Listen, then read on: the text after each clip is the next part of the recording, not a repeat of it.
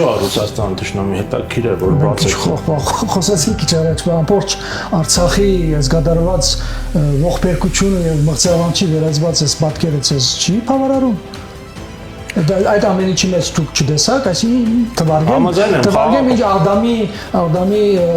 ռուս, թուրքական, ադրբեջանական համատեղ թիդագետը հիշեցնեմ ցես, թե հիշեցնեմ Ռուսաստանի պաշտպանության նախարարի հայտնի հայտարարությունը, որ սա է մեր թուրքական Ռուսաստանի եւ թուրքական կողմի